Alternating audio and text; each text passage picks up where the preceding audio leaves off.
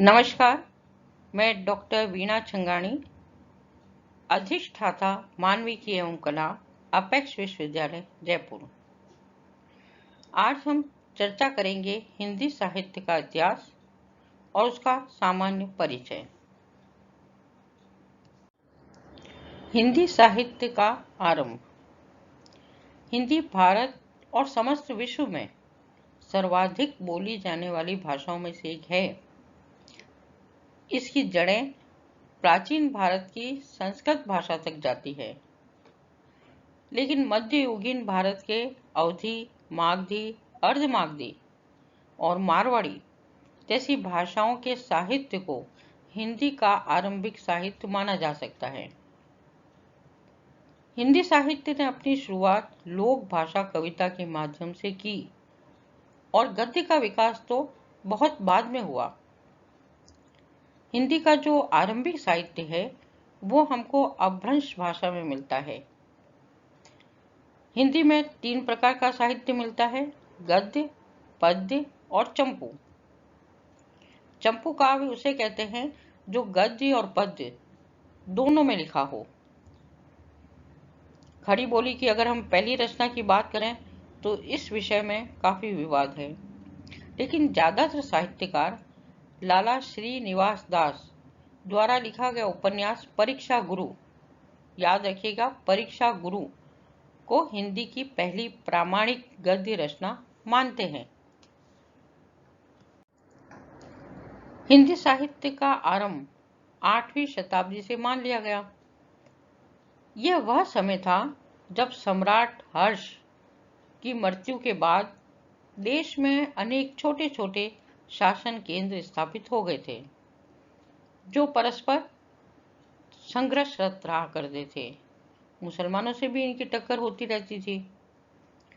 हिंदी साहित्य के विकास को आलोचक सुविधा के लिए 5 ऐतिहासिक चरणों में विभाजित कर सकते हैं, जो इस प्रकार है। पहला, आदिकाल, जो 1400 ईस्वी पूर्व से मान लीजिए। भक्तिकाल 1375 से 1700। रीतिकाल संवत 1700 से 1900। आधुनिक काल 1850 ईस्वी के पश्चात और नव्योत्तर काल 1980 ईस्वी के पश्चात।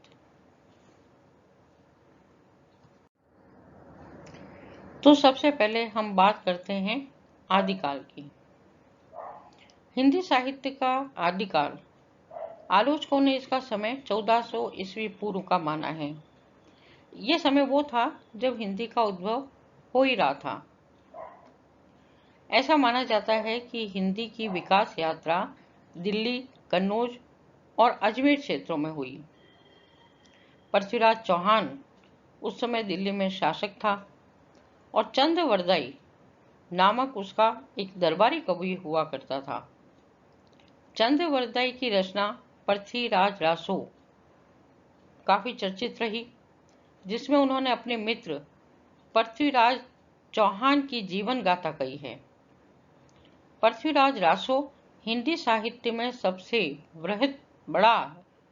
बड़ी रचना मानी गई है। कन्नौज का अंतिम राठौड़ शासक जयचंद था, जो संस्कृत का बहुत बड़ा संरक्षक था।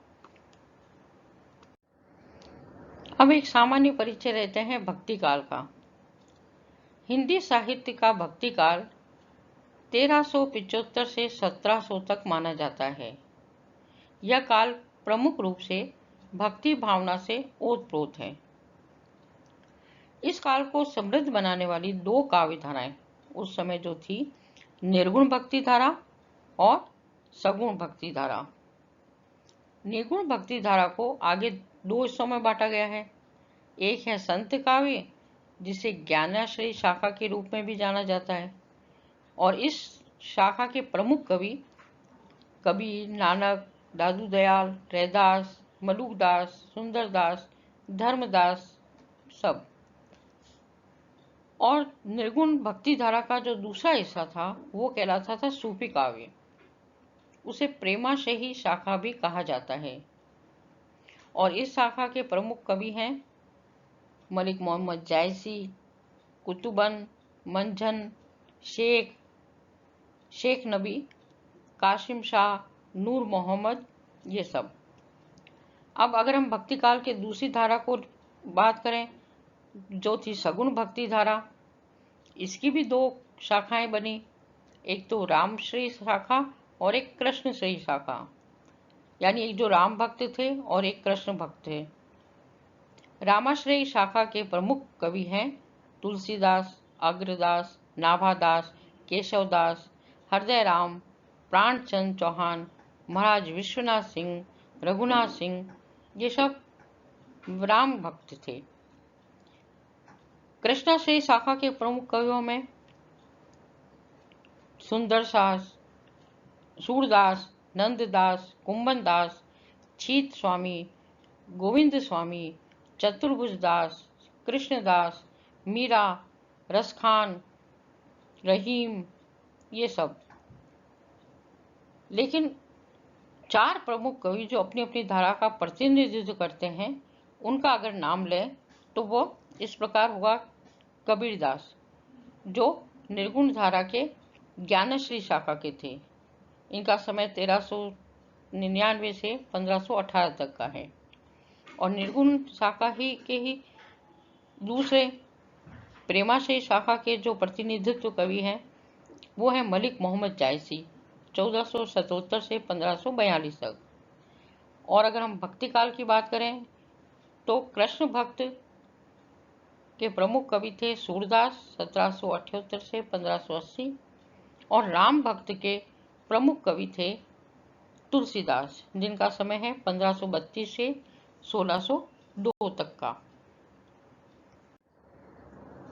रीतिकाल।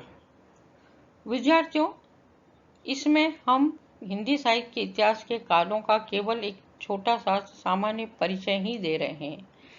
इसको विस्तृत रूप देंगे हम आगे आने वाली प्रस्तुति में। तो रीतिकाल, हिंदी साहित्य का रीतिकाल संवत 1700 से 1900 तक का माना गया है। यानी 1643 ईस्वी से 1843 ईस्वी तक। जैसा नाम में ही पता चलता है कि रीति का अर्थ होता है बना बनाया रास्ता या कोई बंधी बंधाई परिपाटी। यानी एक परिपाटी चली जा रही है, वो ही पूरे समय तक चलती रहती है। इस काल को रीतिकाल कहा गया क्योंकि इस काल में अधिकांश कवियों ने श्रृंगार वर्णन, अलंकार प्रयोग, छंदबद्धता आदि के बंधे रास्ते की ही कविता की। यानी जिन्होंने भी कविता की उसमें उनका श्रृंगार वर्णन जरूर होता था, अलंकारों का विस्तृत प्रयोग होता था, छंदों की बाध्यता होती थी। हालांकि इनमें भी अगर बात करे जाए तो घनानंद, बोधा, ठाकुर, गोविंद जैसे ऐसे कवि भी थे जिन्होंने रीति मुक्त होकर अपनी रचनाएं लिखी, यानी वो किसी बंधन में नहीं बंधे। तो इस काल को भी हमने तीन तरीके से बांधा। एक तो वो जो रीतिबद्ध थे, रीतियों के जो नियम बना दिए गए थे काव्य के, उसकी बाध्यता में, यानी ये अलंकार होना चाहिए, ये छंद होना चाहिए, ये रस होना चाहिए, उसकी बाध्यता में बंधे हुए और उसका काव्य रचना करते थे। उस एक थे रीति सिद्ध, यानी वो एक तरह से उस कविताओं के उस काव्य की रीति को बनाते थे, सिद्ध थे। और तीसरे जैसे घनानंद थे, हमने बताया रीति मुक्त कवि, जो कि बिना किसी बंधन के अपनी रचनाओं को किया करते थे। तो इस प्रकार की तीन भागों में बांट दिया, रीतिबद्ध, रीति सिद्ध और रीति मुक्त। और इसके जो प्रमुख रचनाकार थे उसमें केशव, जिसको हम रीति सिद्ध कवि कह सकते हैं, बिहारी रीतिबद्ध कवि कह सकते हैं, भूषण, मतिराम, घनानंद, सेनापति आदि इस युग के प्रमुख रचनाकार रहे। आधुनिक काल, हिंदी साहित्य का आधुनिक काल। आधुनिक काल हिंदी साहित्य पिछली 2 सदियों में विकास के अनेक पड़ावों से गुजरा है। यानी आधुनिक काल तक आते आते हिंदी 2 सदियों से विकास करती हुई आई और वो आखिर उसने आधुनिक काल में एक नया रूप लिया, जिसमें गद्य और पद्य में अलग अलग विचारधाराओं का विकास हुआ। इससे पहले गद्य रचना का विकास नहीं हुआ था, केवल रचनाएं कविता पद्य के रूप में लिखी जाती थी। जहाँ काव्य में से छायावादी युग, प्रगतिवादी युग, प्रयोगवादी युग, यथार्थवादी युग इन 4 नामों से जाना गया, वहीं गद्य में इसको भारतेंदु युग, द्विवेदी युग, रामचंद्र शुक्ल, प्रेमचंद युग और अद्यतन युग का नाम दिया गया। अद्यतन युग के गद्य साहित्य में अनेक ऐसी साहित्यिक विधाओं का विकास हुआ जो पहले तो थी ही नहीं या फिर इतनी विकसित नहीं थी कि उनको साहित्य की एक अलग विधा का नाम दिया जा सके, जैसे डायरी, यात्रा, विवरण, आत्मकथा, रूपक, रेडियो नाटक, पटकथा लेखन, फिल्म, आलेख इत्यादि। ये आधुनिक काल से पहले रीतिकाल, भक्तिकाल या आदिकाल उसमें नहीं देखी गई थी। वैसे तो ज्यादातर विद्वान ये मानते हैं कि आधुनिक काल अब तक चला आ रहा है, लेकिन अगर हम 1980 के बाद की रचनाओं को देखें तो हम उसको एक नया नाम भी दे सकते हैं, वो है नव्योत्तर काल। तो नव्योत्तर काल की कई धाराएं निकली। अब पश्चिम की नकल को छोड़ एक अपनी वाणी पाना उसका उद्देश्य रहा। अतिशय अलंकार से परे सरलता पाना, यानी रीतिकाल में बहुत ज्यादा अलंकारों का प्रयोग होता था, अब ये हटाकर बहुत सरलतम भाषा में लिखने की प्रवृत्ति बढ़ी। जीवन और समाज के प्रश्नों पर असंदिग्ध विमर्श, और उसके बाद कंप्यूटर के आम प्रयोग में आने के साथ साथ हिंदी में कंप्यूटर से जुड़ी कई नई विधाओं का भी समावेश हुआ, जैसे चिट्ठा लेखन, अंग्रेजी में हम इसको ब्लॉग भी कह सकते हैं, और जाल घर की रचनाएं। जाल घर यानी यूं समझिए इंटरनेट की रचनाएं। इंटरनेट में भी बहुत सी रचनाएं अगर आप जाते हैं तो कहानी, कविता, नाटक सब कुछ पढ़ने को मिलता है। हिंदी में अनेक स्तरीय हिंदी चिट्ठे यानी ब्लॉग, 4 जाल घर और जाल पत्रिकाएं हैं। जाल घर से इंटरनेट की पत्रिकाएं। यह कंप्यूटर साहित्य केवल भारत में ही नहीं अपितु विश्व के हर कोने में लिखा जा रहा है। इसके साथ ही अद्यतन युग में प्रवासी हिंदी साहित्य के एक नए युग का आरंभ भी माना जा सकता है।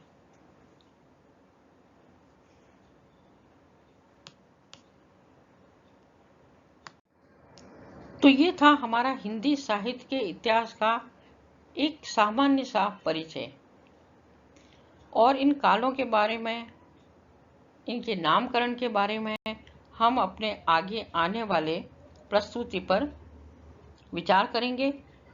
तब तक के लिए धन्यवाद।